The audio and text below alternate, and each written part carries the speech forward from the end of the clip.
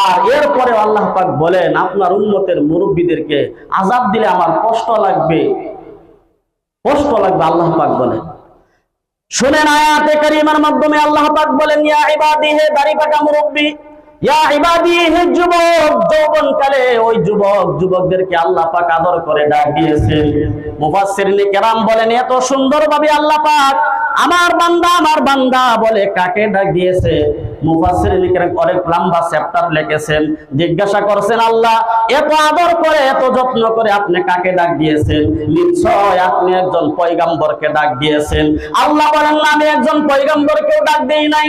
আল্লাহ আপনি একজন সাহাবা, যে সাহাবা আপনার দ্বীনের খাতিরে ওই কোরআনের এলানকে উৎসব করার কারণে, নবীর দ্বীনকে প্রতিষ্ঠিত করার কারণে যে সাহাবাই কেরাম রক্ত দিয়েছে, নিজের সন্তানকে এতিম করেছে, নিজের মাকে সন্তান হারা করেছে, সবকিছু বিলীন করে দিয়া তারা জিহাদের ময়দানে শহীদ হয়েছে, এমন একজন শহীদকে আল্লাহ পাক নিশ্চয় আপনার বান্দা বলে ডাক দিয়েছেন। আল্লাহ বলেন না, আমি তাকেও ডাক দেই নাই। আল্লাহ একজন প্রেমিক বান্দা যে সারা রাত তাহাজ্জুদ নামাজের মাধ্যমে পার করছে, ওই একজন তাহাজ্জুদকারী ব্যক্তি আপনার প্রেমিক বান্দাকে আপনার ডাক দিচ্ছেন। আল্লাহ বলেন না, তাকেও আমি আদর করে ডাক দেই নাই। আল্লাহ নিশ্চয় যে হাজরা আসওয়াদ পাথরের মাধ্যমে চুম্বন করেছে, গুনাহগুলো মাফ করাইছে, নিশ্চয় একজন হাজী সাহেবকে আপনি ডাক দিয়েছেন। আল্লাহ বলেন না, আমি তাকেও ডাক দেই নাই। আল্লাহ আপনি কাকে ডাক দিয়েছেন? নিশ্চয় একজন মুহাদ্দিস মুফতি সাহেবকে ডাক দিয়েছেন, বলে না। একজন মুফাসসিরকে ডাক দিয়েছেন, বলে না। ও আল্লাহ, নিশ্চয় একজন আল্লাহওয়ালা, যে যার জুবানের মাধ্যমে সবসময় আপনার নাম গুণ থাকে, তাকে ডাক দিয়েছেন। আল্লাহ বলেন না না, এবার শেষের দিকে বলতেছেন আল্লাহ আপনি কাকে ডাক দিয়েছেন? আল্লাহ পাক নিজেই বলতেছেন, আল্লাযীনা আসরাফু আলা আনফুসিহিম লা তাকনাতু মির রাহমাতিল্লাহ। আল্লাহ পাক বলেন যে নিজের নফসের উপরে জুলুম অত্যাচার করেছে, কোনদিন আমি আল্লাহ পাকের নাম তারা নাই। দুনিয়ার মাধ্যমে শুধু গুনাহের কাজ করেছে, সমাজকে নষ্ট করেছে, ধ্বংস করেছে। সমাজের যুবকদেরকে তারা গুনার কাজ করতে করতে, গুনার মধ্যে লিপিবদ্ধ করতে করতে আল্লাহর সাথে তারা শিরিক করে ফেলাইছে। আল্লাহ পাক বলতেছেন এমন একজন গুনাহগার মানুষকে ইয়া ইবাদি বলে ডাক দিয়েছি এই কারণেই, আল্লাযীনা আসরাফু আলা আনফুসিহিম লা তাকনাতু মির রাহমাতিল্লাহ। আল্লাহ পাক বলতেছেন আমার দয়া অনেক বড়, আমার দয়া অনেক বড়, আমার দয়া থেকে তোমরা মাহরুম হয়ে যাও না।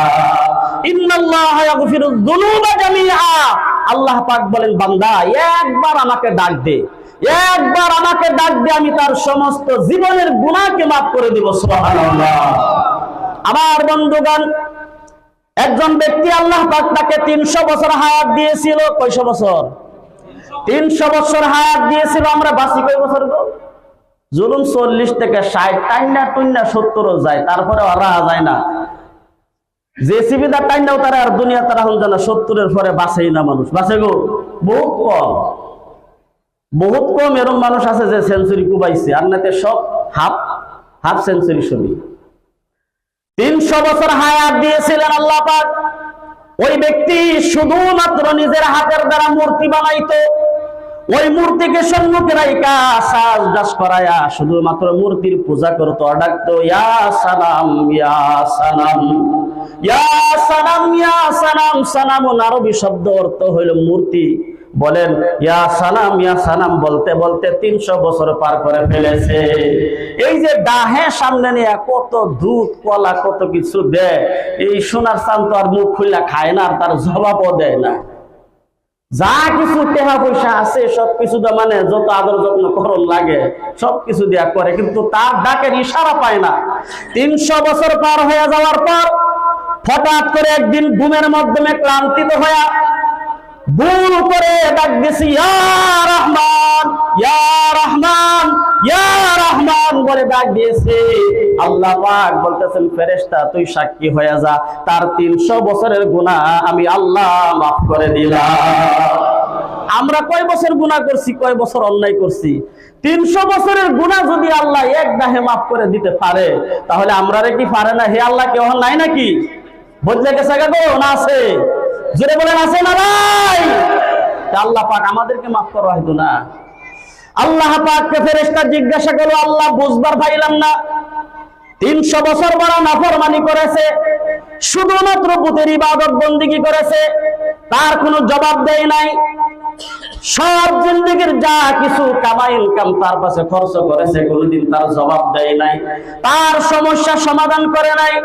এবার বৃদ্ধ হয়ে গেছে, তাকে তো জওয়ান হিসাবে রাখতেও পারে না, যে খোদার ইবাদত করেছে, আল্লাহ 300 বছর বড় ডাক দিছে, কোনো ইশারা দেয় নাই। আপনি একবার রহমান ইয়া রহমান কওয়ার খাতিরে কেন মাফ করে দিলেন? আল্লাহ রাব্বুল আলামিন বলেন, ফেরেশতা শুনো, যে ব্যক্তি 300 বছর বড় যার মাটি দিয়া মূর্তি বানায়া সে নিজে সানাম বইলা রাখছে, তার জবাব দেয় নাই, আমি আল্লাহকে একবার ডাক দিছে, যদি আমি আল্লাহ এক ডাকের ইশারা জবাব যদি তাকে না দেই, তাহলে এই মূর্তির মাধ্যমে আমার মাধ্যমে কোনো পার্থক্য থাকে না। আমি যে সঠিক আল্লাহ, লা ইলাহা ইল্লাল্লাহ মুহাম্মাদুর রাসূলুল্লাহ, লা ইলাহা ইল্লাল্লাহ কুল হুয়াল্লাহু আহাদ আল্লাহুস সামাদ, আমি যে আল্লাহ এটা প্রমাণ করার কারণে, আমি যে এক, এই কারণে আমি এক ডাকেই তাকে মাফ করে দিয়েছি। সুবহানাল্লাহ। বন্ধুগণ, এইটা হলো আমাদের আল্লাহ। বলতেছিলাম, ইন্না আতাইনাকাল কাউসার। বন্ধুগণ, নবীর 3 জন সন্তান বিদায় হয়ে গেছে। আল্লাহ পাক 3 জন সন্তান, যার একজন সন্তান বিদায় হয়ে গেছে, তার বিপরীতে একজন সন্তান দিয়ে তাকে খুশি করা লাগে, কথা ঠিক না গো? তাকে একজন সন্তান দিলে তার আনন্দ লাগে, যেহেতু সন্তান বিদায় হয়ে গেছে। এইভাবে 3 জন সন্তান তার বিদায় হয়ে গেছে দুনিয়ার জমিন থেকে। বন্ধুগণ, আর আল্লাহ রাব্বুল আলামিন বলতেছেন, ইন্না আতাইনাকাল কাউসার, মুহাম্মদ চিন্তা করো না, আমি তোমাকে কাউসারের মালিক বানায় দিয়েছি। সুবহানাল্লাহ। মিল আছে গো? কাউসার শব্দ অর্থ হচ্ছে পানি। এই পানি 3 জন সন্তান বিদায় হয়ে গেছে, আল্লাহ দিতেছে পানি, তাহলে এটার মধ্যে কোনো মিল আছে? মিল আছে গো? কোনো মিল নাই। আল্লাহর নবী সাল্লাল্লাহু আলাইহি ওয়াসাল্লামকে জিজ্ঞাসা করলো সাহাবা, হে আল্লাহর নবী সাল্লাল্লাহু আলাইহি ওয়াসাল্লাম, 3 জন সন্তান আপনার বিদায় হয়ে গেছে, হযরতে বিলালের কাছে বিলালের উপরে পাথর দিয়া চাপ দেওয়া হইতাছে, হযরতে আম্মার বিন ইয়াসিরকে এইভাবে দুনিয়ার থেকে বিদায় করে দিয়েছে, কিছুই বুঝলাম না, আল্লাহ আপনাকে পানিয়ে দিয়েছে, আপনি তাতে খুশি হয়ে গেছেন।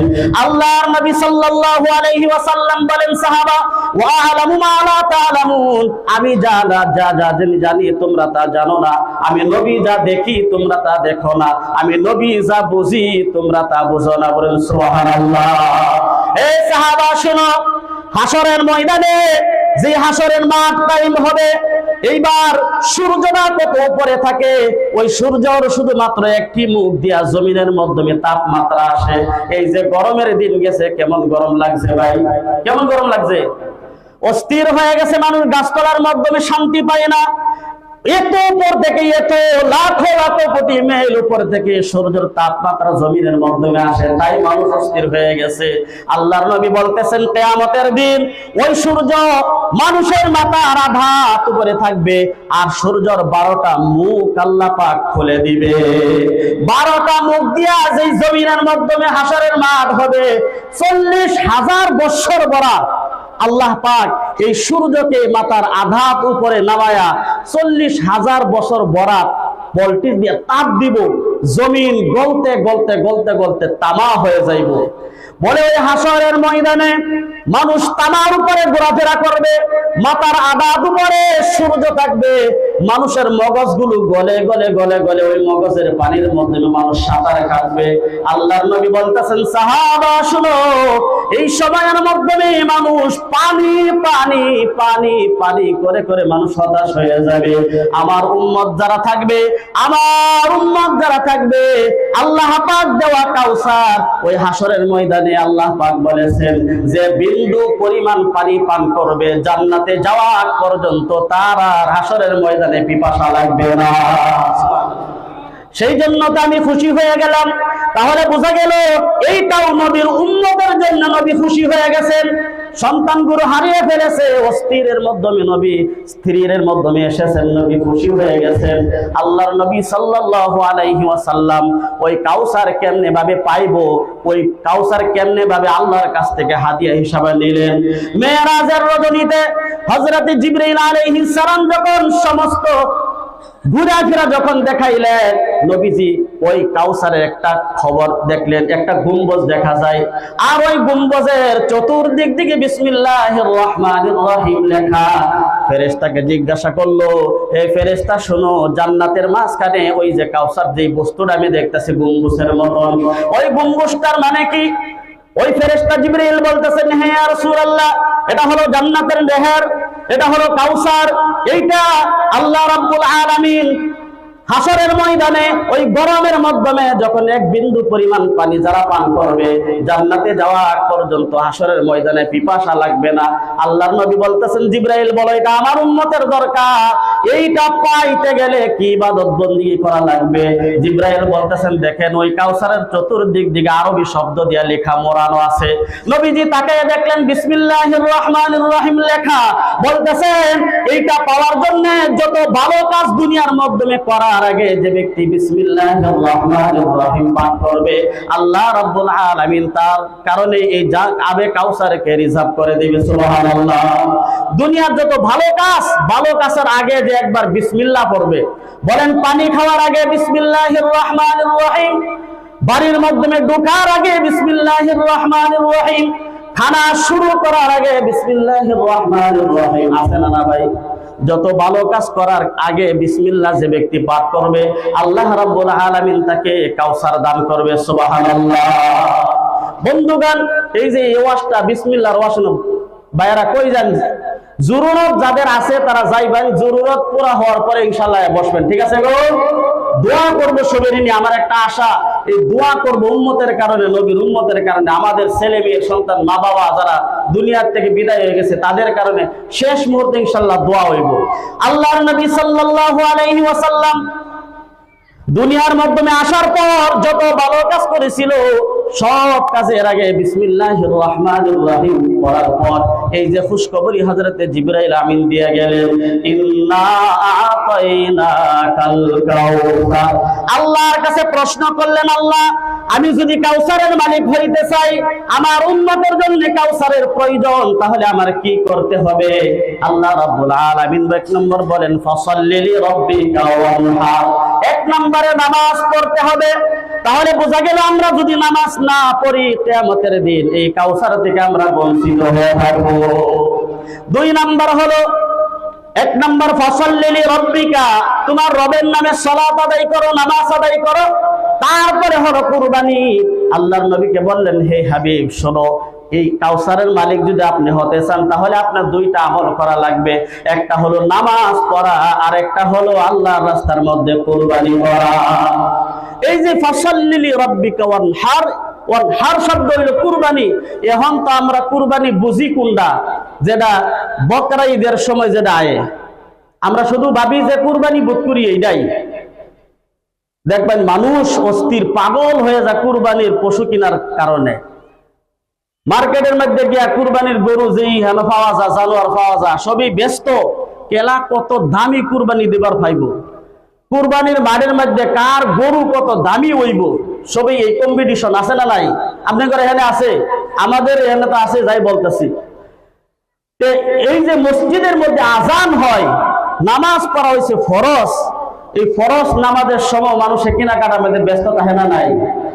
আল্লাহর নবী সাল্লাল্লাহু আলাইহি ওয়াসাল্লাম বললেন, ইয়া আল্লাহ, কুরবানির বড় শব্দ অর্থ হলো কি? আল্লাহ রাব্বুল আলামিন মা ইয়ানতিকু আনিল হাওয়া ইন হুয়া ইল্লা ওয়াহয়ুন ইউহা, যা কিছু আল্লাহ পাক বলাইতেন নবী তা কিছু বলতেন। আল্লাহর নবী সাল্লাল্লাহু আলাইহি ওয়াসাল্লাম বলেন, সবচেয়ে বড় কুরবানি হলো মা বাবার উপরে খরচ করা। এইটা হলো সবচেয়ে বড় কুরবানি। দুনিয়ার মাধ্যমে যা কিছু করলেন হিসাব দিতে হবে। 5 লক্ষ টাকা দিয়ে গাড়ি কিনলেন, হিসাব দিতে হবে। দুনিয়ার মাধ্যমে যা আয় উন্নতি করেছেন সবকিছুর হিসাব দেওয়া লাগবে। কিন্তু মিলিয়ন ট্রিলিয়ন হাজার হাজার টাকা যদি মা বাবার নামে খরচ করেন, কিয়ামতের দিন আল্লাহ পাক তা হিসাব নিবে না। কিন্তু এটাই বাদ করছে, বাদ বাকি সবকিছু হইতাছে। যা হিসাব দেওয়া লাগবো সবকিছু আমরা করতেছি, যে হিসাব দেওয়া লাগতো না, এর থেকে আমরা অনেক দূরে রয়েছি। আল্লাহর নবী সাল্লাল্লাহু আলাইহি ওয়াসাল্লাম বলেন, হে আমার উম্মতেরা, তোমাদের মা বাবার উপরে তোমরা খরচ করো, তাদের দেখভাল করো, খেদমত করো। আল্লাহ রাব্বুল আলামিন বলেন, ওয়া কাদা রাব্বুকা আল্লা তা'বুদু ইল্লা ইয়্যাহু ওয়া বিল ওয়ালিদাইনি ইহসানা। আল্লাহ পাক বলেন, আমার ইবাদত করো, আমার ইবাদত করা হলো ফরজ। তার সাথে সাথে আল্লাহ পাক আবার বললেন, তোমার মা বাবার খেদমত করা হলো ফরজ। আল্লাহর ইবাদত করা ফরজ, মা বাবার খিদমত করা হলো ফরজ। এটা হচ্ছে সবচেয়ে বেশি বড় কুরবানি। আমি যদি কুরবানির ব্যাখ্যা করতে যাই, বলতে চাই, তাহলে অনেক লম্বা আলোচনা হবে। সংক্ষেপে কিছু কিছু কথা বলবো। কুরবানি সবচেয়ে বড় কুরবানি কোনটা? এক নম্বর, মা বাবার নামে কুরবানি করা, মা বাবার খেদমত করা, তাদের পাশে খরচ করা। দুই নম্বর, নিজের ভাই বেরাদার, নিজের ভাই যে আছে, ভাইয়ের উপরে দেখভাল করা, নিজের ভাইয়ের খবর নেওয়া, আত্মীয় স্বজনের খবর নেওয়া, নিজের ফ্যামিলির মাধ্যমে যারা আছে অসুখ হইলে তাদের চিকিৎসা করা, মুসিবতের মাধ্যমে আছে তাকে সহায় করা। এটা হলো সবচেয়ে বড় কুরবানি। বন্ধুগণ, তার মাঝখান দিয়া সবচেয়ে বড় কুরবানি হলো সমাজের মাধ্যমে মহব্বত সৃষ্টি করা। আল্লাহর নবী হযরত ইমাম মালিক রাদিয়াল্লাহু আনহু বলেন, যার দিলের মাধ্যমে জাররা পরিমাণ যার দিলের মাধ্যমে বুগজ আছে, দুশমনী আছে, অহংকারী আছে, যার দিলের মাধ্যমে জাররা পরিমাণ হিংসা আছে, হযরতে ইমাম মালিক রাদিয়াল্লাহু আনহু বলেন যে ব্যক্তির দিলের মাধ্যমে জাররা পরিমাণ হিংসা থাকে, মৃত্যুর সময় যতই বড় ওলি হোক তার কলিমা নসিব হবে না। নাউজুবিল্লাহ। বন্ধুগণ, আমরা তো বড় বড় ওলি হয়ে বইছি, মুসলমান হয়ে বইছি, কিন্তু আসল খবর নাই, আসল কুরবানির আমাদের খবর নাই।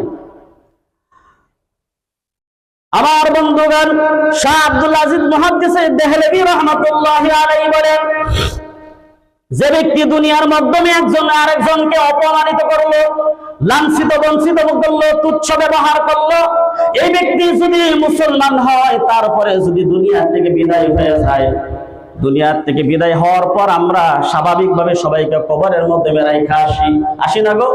কবরের মাধ্যমে রাইখা আসি। বাবাকে রাইখা আসলাম, নিজের মাকে কবরের মাধ্যমে রাইখা আসলাম, নিজের ভাই বেরাদার, আত্মীয় স্বজন যারা দুনিয়ার জমিন থেকে বিদায় হয়ে গেছে, সবাইকে কবর যখন আমরা রাখি, কবরের মাধ্যমে রাইখা মাথাটা কোন দিকে ঘুরায় দেই বলেন তো দেখি? মাথা কোন দিকে থাকে? মাথা কিবলার দিকে থাকে। শাহ আব্দুল আজিজ মুহাদ্দিস দেহলভী রাহমাতুল্লাহি আলাইহি বলেন, আমি 100 গ্যারান্টির সাথে বলতে পারি, যার দিলের মাধ্যমে হিংসা আছে, দুশমনী আছে, এই ব্যক্তিকে যদি কবরের মাধ্যমে রাখা হয়, মাথাটা যদি পশ্চিম দিকে ফিরায় দেওয়া হয়, কিছুক্ষণ সময় পর তার কবরটা খোদাই করে দেখো, ফেরেশতা আয়েশা আসার মাইরা তার মুখটাকে পূর্ব দিকে ফিরায় দেয়, পশ্চিম দিক থেকে পূর্ব দিকে ফিরায় দেয়। আর ওই লোকটা যদি তাকে সৌন্দর্য, চেহারাটা যদি উজ্জ্বল, বলে কবর খুইরা দেখবা ওই চেহারাটা কালো কুসকুসা হয়ে গেছে। বন্ধুগণ, আমরা দুনিয়ার থেকে যাওয়া লাগবো কিনা? যাওয়া লাগবো না? সব কিছু আমরা যা কিছু দুনিয়ার মধ্যে কামাই করতেছি, কেউ গো এই যে 5টা 6টা গাড়ি কেউ কিনছে, কেউ কবরের মধ্যে লয়ে গেছে, জায়গাই তো নাই, মাত্র 3.5 জায়গা, এই জায়গার মধ্যে গাড়ি তো নিব, নিজের জায়গাটাও তো ভালোভাবে ওই না, আড়ে না। এত ধন সম্পদের মালিক হওয়ার পরে কেউ যদি সবকিছু